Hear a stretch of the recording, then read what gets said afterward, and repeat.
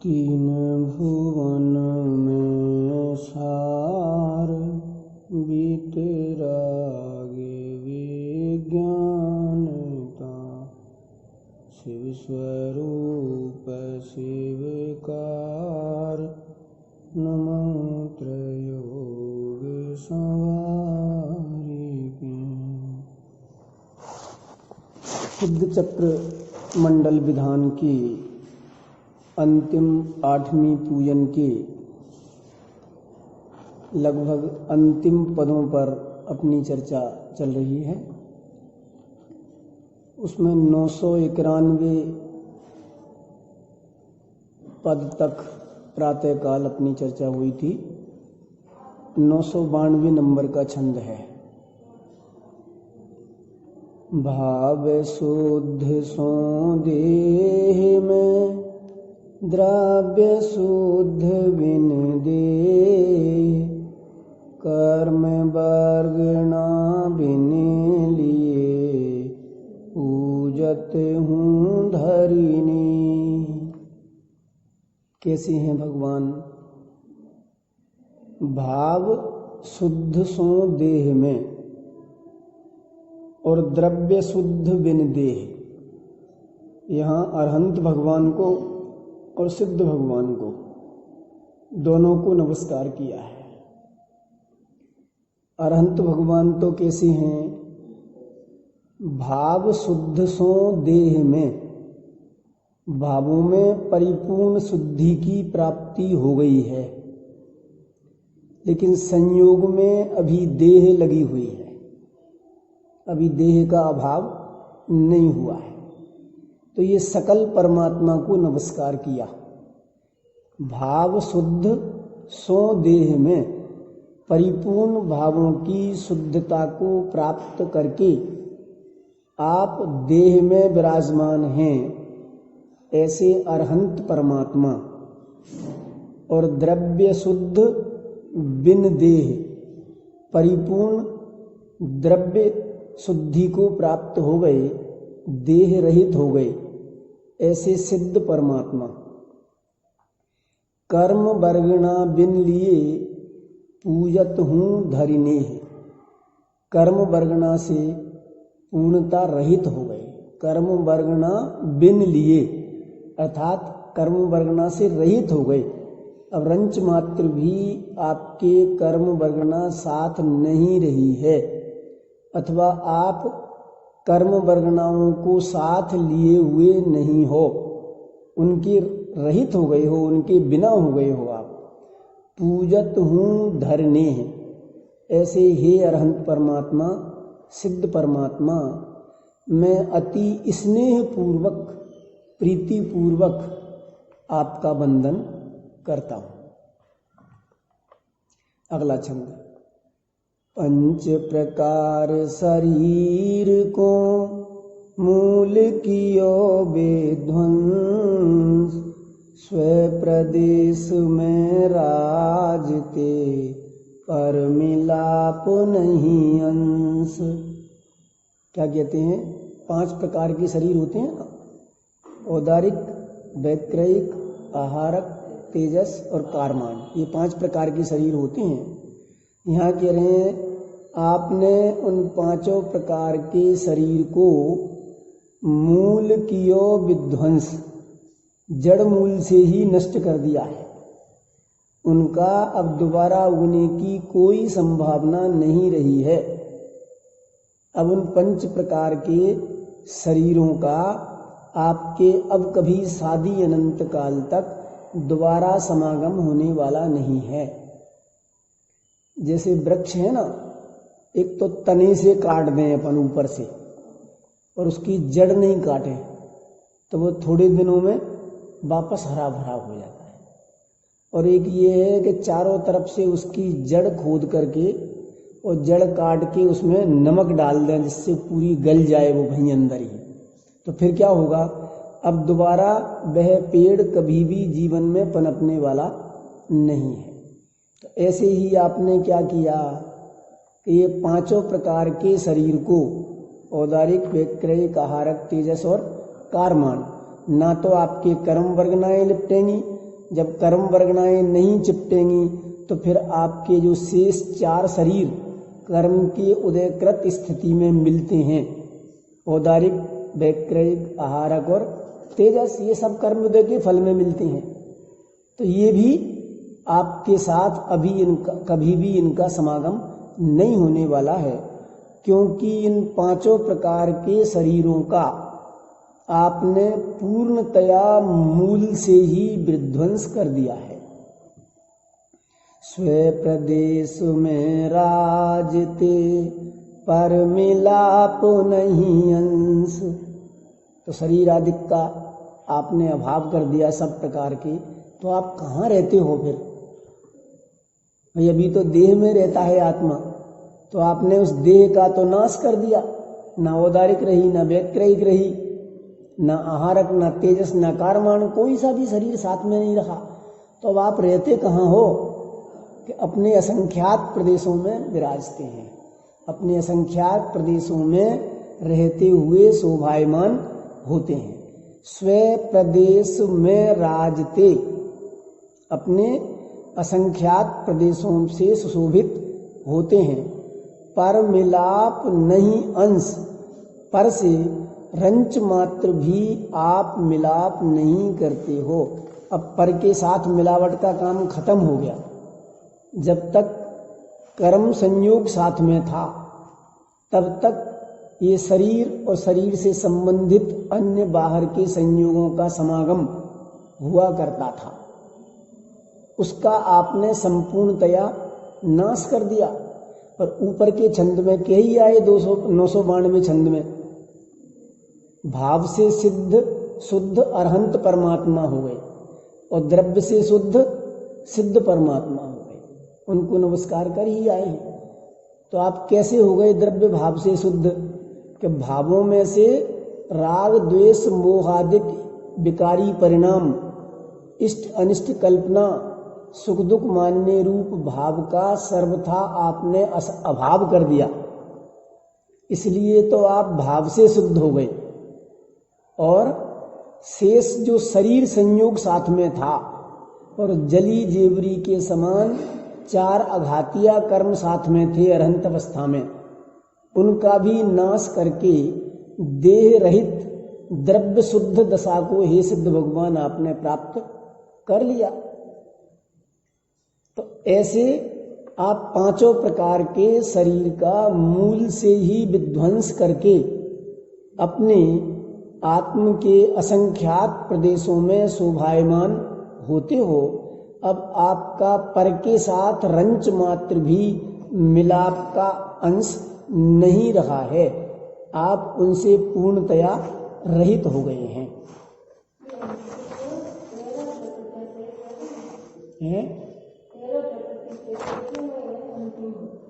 13 प्रकृति, हाँ अंतिम 13 प्रकृतियां रह जाती हैं ना अघातिया कर्मों की। भाई एक तो नाम कर्म की कुछ प्रकृतियां रहती हैं संयनन संस्थान की, सुस्वर वाली कुछ गिनी चुनी प्रकृतियां हैं ना, वो देखनी पड़ेगी अपन को भी, मुझ तक जाने। लेकिन एक तो आयु, एक नाम, एक गोत्र में उच्च गोत्र, एक वेदनीय में साता वेदनीय का उदय, ये सब रहते हैं ना। तो ये 4-5 प्रकृतियां तो ये हो ही गई। और कुछ प्रकृतियां फिर नाम कर्म की होती हैं, उन नाम कर्म की प्रकृतियों का उदय होता है। तो उत्तम संयनन, वज्र वृषभ नाराज संयनन है, संस्थान है, उत्कृष्ट संस्थान है सर्वोत्तम 6 संस्थानों में। तो इस तरह से ये कुल 13 प्रकृतियां अरहंत अवस्था में, जो अंतिम समय पर जो 14वें गुणस्थान में योग निरोध किया, उस समय मात्र 13 प्रकृतियां शेष रहती हैं, उनका अभाव करके वे सिद्ध परमात्मा बन जाते हैं। चलिए 994 नंबर का छंद। जाको फिर न जन्म है फिर नाही संसार, सो पंचम गति शिवमयी पायो तुम निर्धार। जब सर्व प्रकार के शरीरों का आपने जड़ मूल से विध्वंस कर दिया, नाश कर दिया, तो फिर क्या हुआ कि अब ऐसे 5 प्रकार के शरीरों का नाश करने वाले जो शुद्धात्मा है, सिद्धात्मा है, उनका फिर न जन्म है, अब दोबारा जन्म नहीं होगा, पुनः संसार में नहीं आएंगे, फिर ना ही संसार, दोबारा संसार में नहीं आएंगे, दोबारा जन्म मरण नहीं करेंगे। सो पंचम गति शिवमयी पायो तुम निर्धार, वो मोक्षमयी पंचम गति को आपने प्राप्त कर लिया है, ऐसा जो कि पर के आधार से रहित है, स्व आधार सहित है, पराश्रय से रहित है, पर का आधार का जिसमें कोई कार्य नहीं है। सकल इंद्रियां व्यर्थ कर केवल ज्ञान सहाय, सर्व इंद्रियन को ज्ञान, सब द्रव्यन को ज्ञान है, गुण अनंत पर्याय। सकल इंद्रियां व्यर्थ कर केवल ज्ञान सहाय, आपने सब इंद्रियों को व्यर्थ कर दिया। व्यर्थ कर दिया से क्या, इंद्रियां तो हैं लेकिन उनसे काम लेना बंद कर दिया। तुम हो तो बनी रहो, हमें तुमसे कोई प्रयोजन नहीं है। समझ में आया ना? सकल इंद्रियां व्यर्थ कर, समस्त इंद्रियों से आपने काम लेना बंद कर दिया, उनको बेकार कर दिया, निकम्मा कर दिया उनको। पड़ी रहो तुम एक तरफ, हमें तुमसे कोई प्रयोजन नहीं है, हैं? हाँ, कचरा कचरे की तरह से पड़े रहो तुम, साथ में हो तो रहो, हमें कोई तकलीफ नहीं है, हमें तुमसे कोई प्रयोजन नहीं है।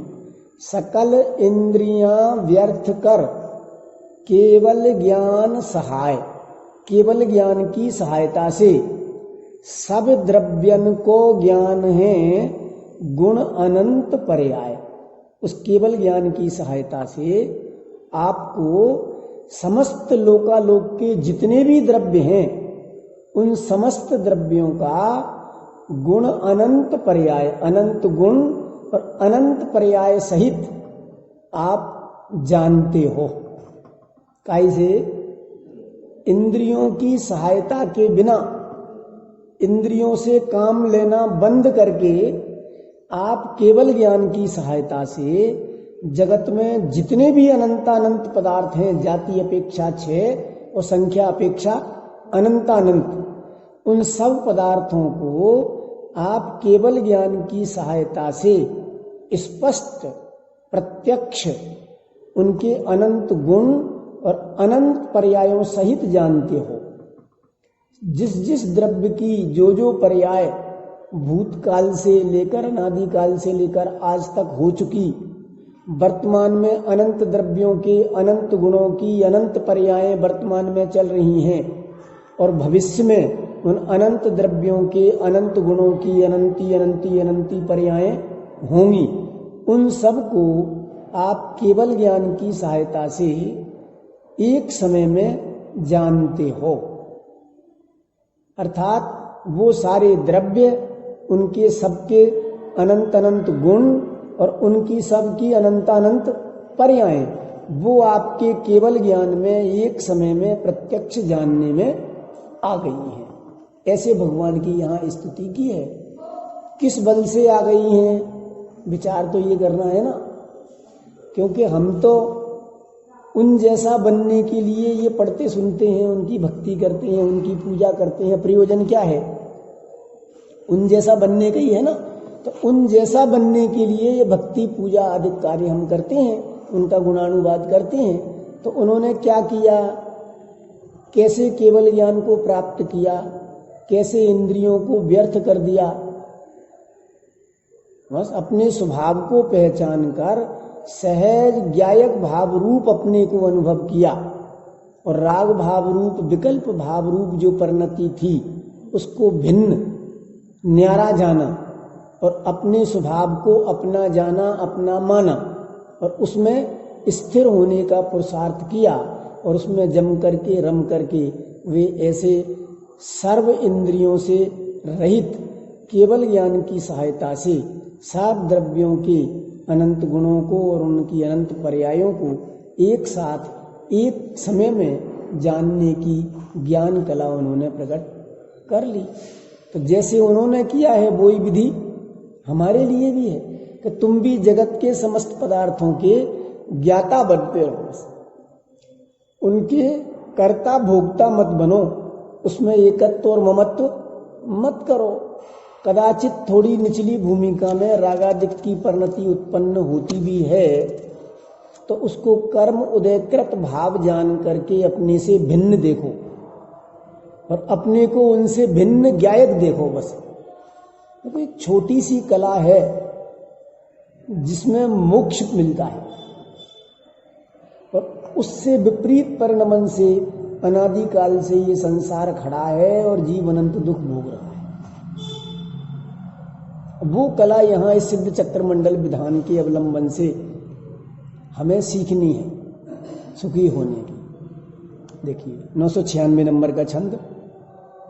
जीव मात्र निज धन सहित गुण समूह मणि खान, अन्य विभाव विभवो नहीं महाशुद्धता जान। सब जीव कैसे हैं?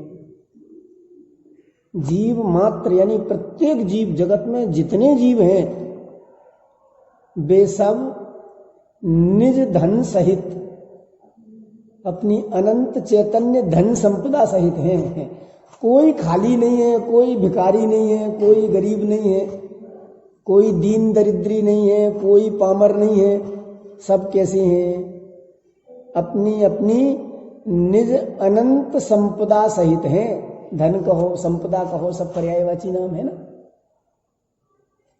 सभी जीव, जीव मात्र यानी सब जीव, प्रत्येक जीव अपनी अपनी अनंत गुण संपदा को लिए हुए है। गुण समूह मणि खान, कौन सा धन उसको स्पष्ट कर दिया अगली आधी पंक्ति में। पहली आधी पंक्ति में कहा जीव मात्र निज धन सहित, सभी जीव, जीव मात्र प्रत्येक जीव अपने धन सहित हैं। तो कौन सा है धन? गुण समूह मणि खान, गुण रूपी मणियों के समूह की खान है। और कैसी खदान है? अटूट खदान है। कितने ही निकालते जाओ खोद खोद करके, लेकिन गुण रत्नों का कभी अभाव होने वाला नहीं है।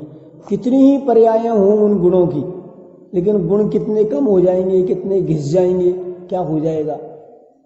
और अनंत गुणात्मक जो द्रव्य है उसमें से क्या कम हो जाएगा। वैसा की वैसे ही रहने वाला है। अनंती पर्याय अनंत काल तक निकलती रहे, लेकिन गुण द्रव्य का जो वस्तु है, अनंत गुणों का समुदाय रूप जो वस्तु है, उसका कुछ बिगड़ने वाला नहीं है। वो तो अनादि अनंत काल जैसी है वैसी की वैसी ही विद्यमान रहती है। ऐसे गुण समूह रूपी मणियों की खान है। कौन? हाँ, हम आप सभी, प्रत्येक आत्मा। यह सिद्ध भगवान के लिए नहीं कह रहे। क्या शब्द दिया है यहां? जीव मात्र निज धन सहित। जीव मात्र कैसा है? अपनी स्वरूप धन संपदा सहित है। अनंत गुणों के समूह रूपी मणियों की खान है। अन्य विभाव विभव नहीं महाशुद्धता जान। बाकी अन्य जितने भी विभाव रूपी वैभव जगत में कहा जाता है, जिनको देख करके यह जीव राग द्वेष के परिणाम करता है, पर को अपना मानता है, ऐसा विभाव रूपी वैभव आप में रंच मात्र भी नहीं है। उससे आप पूर्णतया रहित हो गए हैं। और उससे रहित हो गए तो क्या हुआ? महाशुद्धता में दशा को आप प्राप्त हो गए। और सब जीवों की बात है ना यहाँ, तो सब जीव ऐसे अन्य विभाव रूपी विभव से पूर्णतया रहित हैं और महाशुद्धता सहित हैं। ऐसे जीव के स्वरूप को जानना चाहिए। एकमात्र सुखी होने का उपाय यदि कोई है तो ऐसे महाशुद्धता सहित जो जीव विराजमान है उसको जानना, उसकी दृष्टि करना और सहज उसका ज्ञाता रहना, ये चारित्र हो गया, समझ में ना। अपने स्वरूप का ज्ञाता रहना, आनंद महोत्सव मनाना, बस।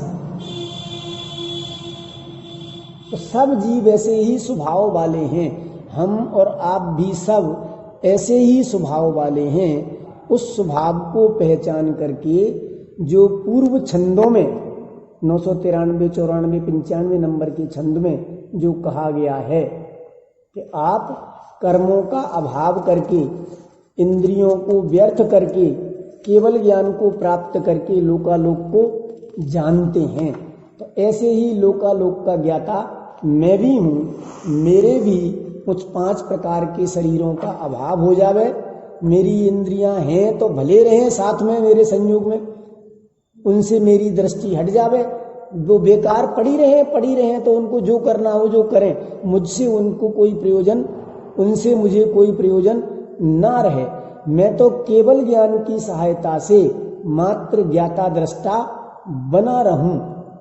इस जीव के स्वभाव को पहचान करके, ज्ञाता दृष्टा स्वभाव को पहचान करके हम ज्ञाता दृष्टा रहें और विभाव भाव का अभाव करें।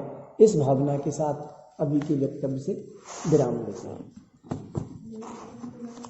विशुद्ध स्वरूपी अविनाशी हूँ आत्मस्वरूप, सहजानंदी शुद्ध स्वरूपी अविनाशी हूँ आत्मस्वरूप, सहजानंदी शुद्ध स्वरूपी अविनाशी हूँ आत्मस्वरूप।